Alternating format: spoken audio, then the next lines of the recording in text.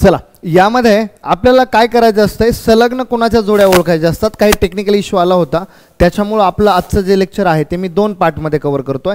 ते आपल्याला काय म्हणतायत की संलग्न कोणाच्या जोड्या. आपण इथपर्यंत आलो होतो की ज्याच्यामध्ये सामायिक शिरोबिंदू असायला पाहिजे, एक भुजा सामायिक असायला पाहिजे आणि विभिन्न अंतर्भाग असायला पाहिजे. या 3 मुद्द्यावरती आपण पहिला ऑप्शन जो आहे तो माझा व्हेरीफाय झाला होता. म्हणजे पहिला जो मी कोण PMQ व कोण RMQ हे संलग्न आहेत, पण मला खालचे पण ऑप्शन जोडायचे होते. मग खालच्या ऑप्शनमध्ये मी अजून कसं ऑप्शन निवडू शकतो बघा. पहिलं ते बघा, शिरोबिंदूचा विचार जर केला तर याच्यामध्ये इथं यम आहे, इथं यम आहे, इथं शिरोबिंदू सारखा आहे. नंतर जर विचार केला एक भुजा सामायिक, एक भुजा म्हणजे MQ जसा सारखा आहे तसं इथं MQ असायला पाहिजे होता, म्हणजे हा ऑप्शन नाही. त्याच्या पुढे जर विचार केला मी तर इथं यम आहे, इथं यम आहे, शिरोबिंदू सारखा आहे. सामायिक भुजा MS MT नाही, इथं MT. आता इथे जर सामायिक भुजाचा एकदा विचार करतो मी, अजून बघा कुठेतरी माझ्या चुकतोय अप्रोच. इथे यम, इथं यम, ह्या कोण मी चांगला चेक करतो आणि दुसऱ्या पेनाने घेऊन पाहतो, माझं उत्तर यायला पाहिजे. काय म्हणतायत बघा. पहिल्यांदा त्यांनी आपल्याला सांगितलं आहे कोण SMT. कोण SMT कुठे, SMT म्हणजे इथून कोण आहे SMT. पुढे काय सांगितलंय कोण RMS, RMS हा कोण, म्हणजे याच्यामध्ये ही भुजा MS सारखी आहे. इथं बघा MS सारखी आहे, MM सारखा आहे. म्हणजे या ठिकाणी पर्याय क्रमांक 1 आणि पर्याय क्रमांक 4 म्हणजेच माझा B पर्याय बरोबर येणार आहे की पर्याय क्रमांक 1 आणि पर्याय क्रमांक 2 हे संलग्न कोण आहेत, बाकीचे कोण संलग्न नाहीत. चला नेक्स्ट पुढचा प्रश्न. चला 15 नंबरचा प्रश्न घ्या. 15 नंबरचा प्रश्न काय म्हणतो आपल्याला पाहून घ्या. 15 नंबरचा प्रश्न त्यांनी आपल्याला असं सांगितलं आहे की एका आयताची लांबी ही त्याच्या रुंदीच्या तिपटीपेक्षा 2 सेंटीमीटर. म्हणजे मला आता काय म्हणावं लागेल, लांबी आणि रुंदी ते आपल्याला असं म्हणतायत एका आयताची लांबी ही रुंदीपेक्षा, म्हणजे रुंदी जर x घेतली तर इथं x ची 3 पट आणि +2, म्हणजे ह्याला जर मी सिम्प्लिफाय केलं तर उत्तर येईल 3x + 2. ही झाली त्याची लांबी, ही झाली रुंदी. तर आयताची परिमिती आणि आयताच्या परिमितीचं सूत्र परिमिती बरोबर 2 लांबी प्लस रुंदी, लेंथ प्लस ब्रेथ असं आपण म्हणू शकतो. मग परिमिती किती दिलेली मला, परिमिती दिलेली 76 = 2. लांबी किती आहे 3x + 2 + x. म्हणजे या ठिकाणी जर उत्तर घेतलं माझं तर उत्तर असं येणार आहे बघा 2x म्हणजे 3 आणि 1 4x, 4x + 2 = 2 ने जर 76ला भाग दिला तर 2 आणि 8 म्हणजे 4x आणि 2 जर मायनस केले तर उत्तर आलं 36. म्हणजे x बरोबर माझा 6 येतोय.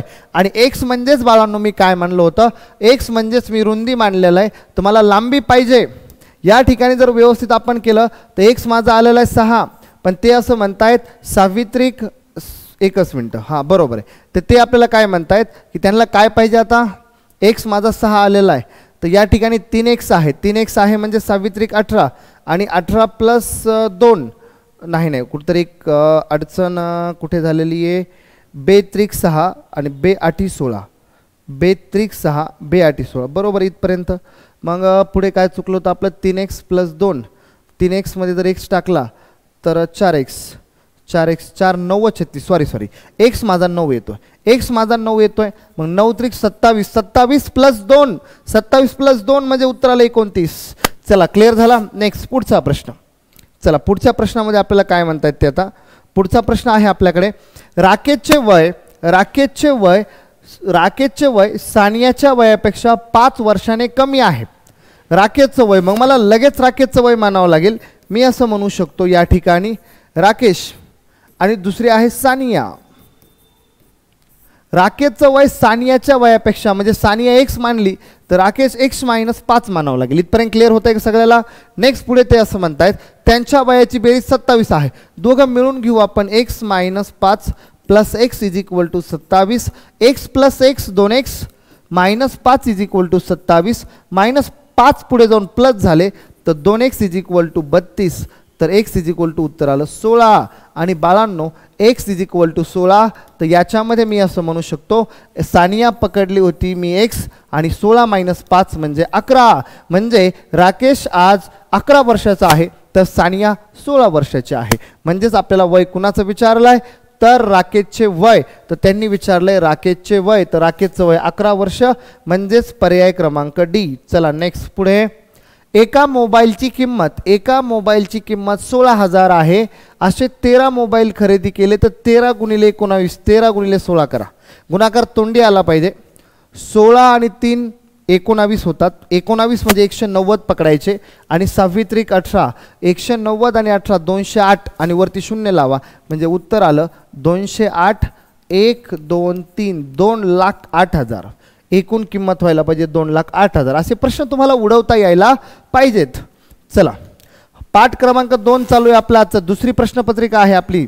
चला याच्यामध्ये एका शेताची खुरपणी पूर्ण करण्यास एक शेत आहे ज्याची खुरपणी पूर्ण करण्यास ते आपल्याला असं म्हणतायत 5 मजुरांना 12 दिवस लागतात. 5 मजुरांना 12 दिवस लागतात तर 6 मजुरांना किती दिवस लागतील. एकदम साधा प्रश्न आहे. मी तुम्हाला वारंवार म्हणतोय अशा प्रश्नाला आपल्याला MDH यूज करायचं आहे. एक सूत्र काय म्हणतायत M1 D1 H1 भागिले W1 is equal to M1 D2 H2 आणि डिवायडेड बाय W2. अशा पद्धतीने आपल्याला चालायचं आहे. मग पहिल्या मॅन म्हणजे किती माणसं लागले 5 माणसं आहेत. 12 दिवसामध्ये एक काम करतात तर आता 6 मजूर आहेत त्यांना किती दिवस लागेल तेच काम करायला. मग लगेच 6 दुने 12 तर 5 दुने 10 एका 2-3 सेकंदामध्ये तुमचं उत्तर यायला पाहिजे. 10 दिवस लागतील म्हणजेच पर्याय क्रमांक सी आहे. चला आजच्या प्रश्नपत्रिकेमधला 19वा प्रश्न काय म्हणताय. जय सीमा निखिल यांचं गुणोत्तर दिलेलं आहे. गुणोत्तर म्हणजे आपण याच्यामध्ये रेशो आणि प्रमाण याच्यामध्ये पाहिलेलं आहे. काय म्हणतायत जय सीमा निखिल आणि निलेश यांच्या व्यवसायासाठी त्यांचं जे गुणोत्तर आहे एकूण त्यांनी किती आणलेत 360 3,60,000. पुढे ते म्हणतायत त्यांना 12% नफा झाला. कशाच्या 3,60,000च्या 12% नफा झाला आणि त्याच्यापैकी निखिलचा वाटा. मग निखिल म्हणजे 3 नंबरला आहे. इथून निखिल म्हणजे 7x आहे. म्हणजे मी काय म्हणू शकतो 3,60,000 याचे 12% इथपर्यंत कुणाला नसेल आणि हे किती जणांमध्ये वाटायचे 20 जणांमध्ये. तुम्ही आता 20 कुठून आणले तर हे बघा ह्यांचा रेशो असतो 7 आणि 3 10 आणि 4 14 14 आणि 6 20 आणि याच्यापैकी निखिलचा शेअर किती आहे 7 तर गुणिले 7. असं इक्वेशन तुम्हाला सोडवता यायला पाहिजे. मग इथं 3,60,000 गुणिले 12 भागिले 20 गुणिले 100 गुणिले 7. 1 2 2 शून्य निघून गेले 0 0 निघून गेला 1 ने कमी केला तर उत्तर आलं 180. हे आलं 216. 216 1 0 गुणिले 7 7 0 0 7 × 42 21 7 147 आणि 1 51 15,120 म्हणजेच पर्याय क्रमांक डी. कॅल्क्युलेशन चांगले पाहिजे तुमचे. चला 19 नंबरचा पुढचा प्रश्न आहे. याच्यामध्ये आकाशाने दसादसे मीन्स दर साल दर शेकडा. ते आपल्याला म्हणतायत की दर साल दर शेकडा 8 दराने बँकेत 25,000 रुपये 25,000 रुपये त्याने बँकेत गुंतवले आणि एका वर्षाचं जे व्याज आहे ते आहे 8%. एका वर्षाचं व्याज 8% तर 3 वर्षाचं दर सिंपल इंटरेस्ट म्हणजे सरळ व्याज हे प्रत्येक वर्षी मुलांना सारखं असतं. म्हणजे आज जर 8% असेल तर पुढे 8% असेल म्हणजे 3 वर्षाचे 8 8 8 तर 24%. मग मी डायरेक्ट असं म्हणू शकतो 25,000 गुणिले 24% आणि 25 गुणिले 24 होता 600 आणि हे 2 शून्य आणि 1 शून्य म्हणजे उत्तर आलं 6,000. कॅल्क्युलेशनमध्ये स्पीड तुमचं असायला पाहिजे. चला पुढचा प्रश्न काय म्हणतात बघा. एका बैलगाडीच्या चाकाचा व्यास 4 पॉईंट. आता हे मीटर आहे हे मीटरमध्ये आणि हे किलोमीटरमध्ये. तर किलोमीटरचं मीटर करायचं असेल त्याला मी गुणिले 1000 करणार. मग मला फक्त फॉर्म्युला काय माहिती असायला पाहिजे परिघाचा. मग परिघाचा फॉर्म्युला काय सांगा. परिघ बरोबर वर्तुळाचा परिघ बरोबर पाय डी. पाय आणि डी आहे. पायची किंमत किती आहे 22/7. डी आहे डी म्हणजेच त्याचा आपल्याला व्यास. तर व्यास किती दिलेला आहे 1.4 इज इक्वल टू किती फेरे लागणार आहेत 1.1 गुणिले 1.1 गुणिले 1000 म्हणजे डायरेक्टच उत्तर काढतो मी. म्हणजे इथं 7 दुने 14, इथालचा 1 दशांश इथालचा 1 दशांश निघून गेला, 22 दुने 44. तर मग हे इज इक्वल टू 11,000 भागिले 44, तर 11 चोक 44, तर उत्तर आलं 4 दुने 8, राहिले 2, 4 पंचे 20, तर उत्तर येईल 250. व्यवस्थित कॅल्क्युलेशन करून घ्या. चला प्रश्न क्रमांक 21 झाल्याच्या नंतर बाळांनो पुढचा प्रश्न आहे प्रश्न क्रमांक 22. रेकॉर्डेड लेक्चर आहे आजचं माझं. काय म्हणतायत, एका वस्तूवर दुकानदार ग्राहकास 8% सूट देतो. नीट कन्सेप्ट समजून घ्या. पहिल्यांदा या ठिकाणी असते खरेदी किंमत, या ठिकाणी असते खरेदी किंमत, या ठिकाणी असते छापील किंमत, या ठिकाणी असते छापील किंमत, आणि या ठिकाणी असते आपली ती म्हणजे विक्री किंमत, या ठिकाणी असते विक्री किंमत. बरोबर.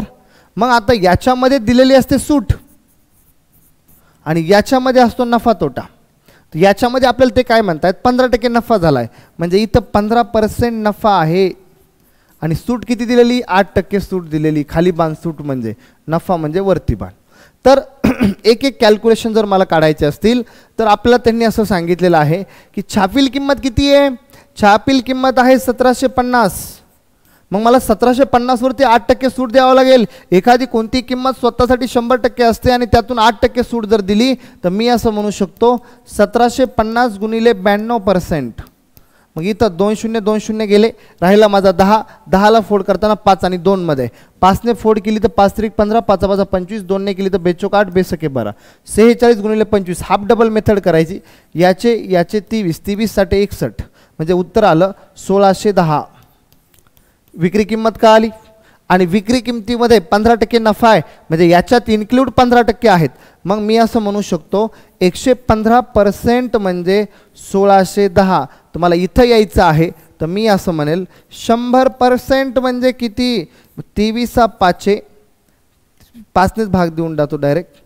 एकच मिनटं, किती होतं 115, 5ने 23 5 आणि 23 7 5ने कमी केला तर 14, 14 गुणिले 100 उत्तर आलं 1400.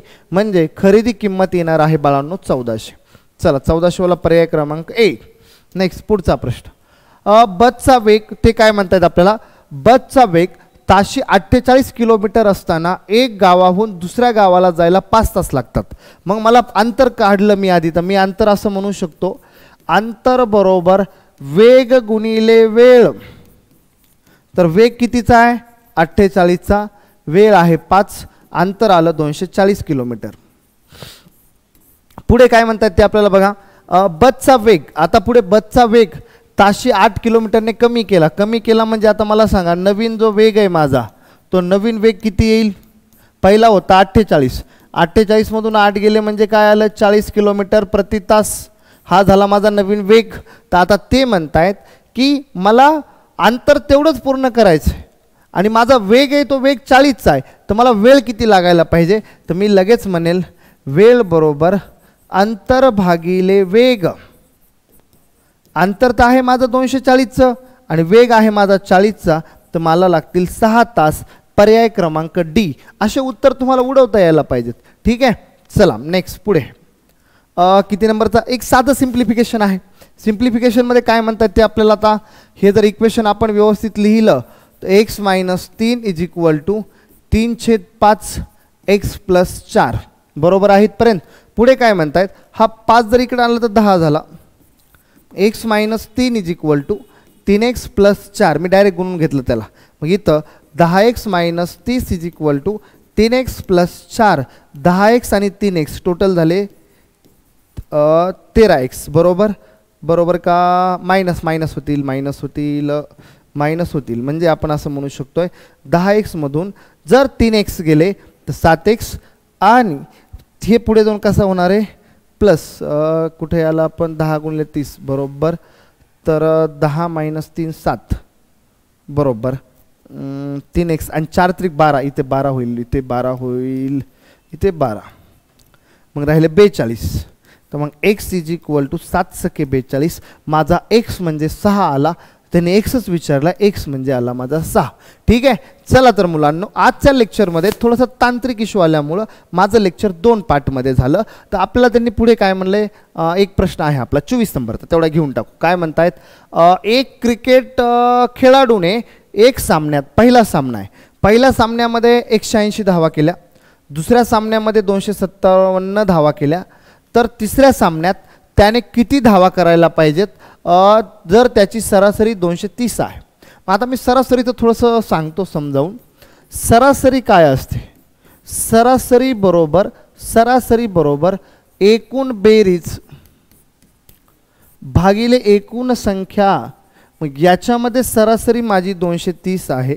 जर मला एकूण बेरीज हवी असेल तर एकूण संख्या म्हणजे 3 सामने आहेत ना, मग मी जर एकूण बेरीज काढली तर मी असं म्हणू शकतो, बेरीज बरोबर 23×3=69 म्हणजे 690 बेरीज यायला पाहिजे. पण माझ्या पहिल्या सामन्याची बेरीज आहे 180, दुसऱ्याची आहे 257, ॲडिशन केलं तर 7 8 आणि 5 13 437 बेरीज येणार. सगळी बेरीज यायला पाहिजे 690. तर मग 690 - 437, 10 - 7 3, 8 - 3 5, 6 - 4 उत्तर आलं 253. हा पर्याय तुमचा असायला पाहिजे. चला, 24 ते 25 प्रश्न आहेत मला वाटतं याच्यामध्ये. ठीक आहे. चला, प्रश्नपत्रिका आपली झालेली आहे पूर्ण. तर बघा, या प्रश्नपत्रिकेमध्ये मी चांगल्या पद्धतीने 2 पार्टमध्ये तुमचं लेक्चर कव्हर केलं. आणि आता शेवटचा विचार काय म्हणतायत बघा, पोलीस भरती फुकट नाही हो. म्हणजे पोलीस भरती फुकट नाही हो. आयुष्यात सगळे सुख त्यागण्याची हिंमत लागते तेव्हा भेटते कुठेतरी वर्दी. खूप सारे मुलं आहेत जे ध्येय वेडे आहेत.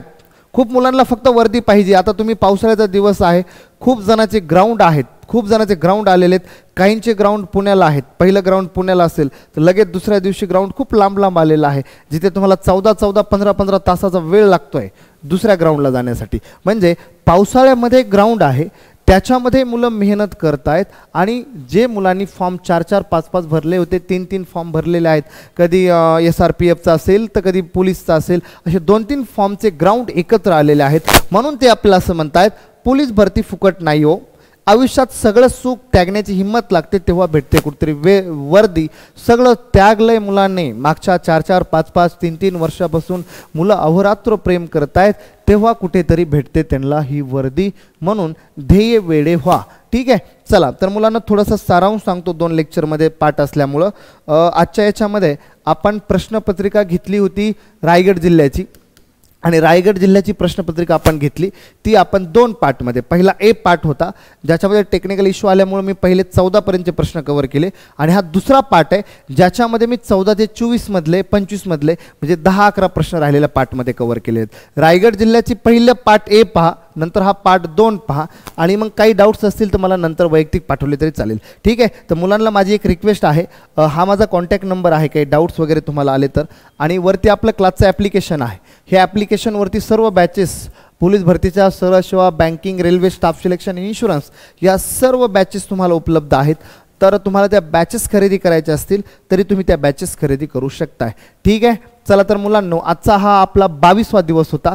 उद्या नवीन एक वेगळ्या जिल्ह्याची प्रश्नपत्रिका घेऊन मी तुमच्यासमोर येतो, आणि आपण भेटू उद्या. ठीक आहे. चला, ओके, थँक्यू.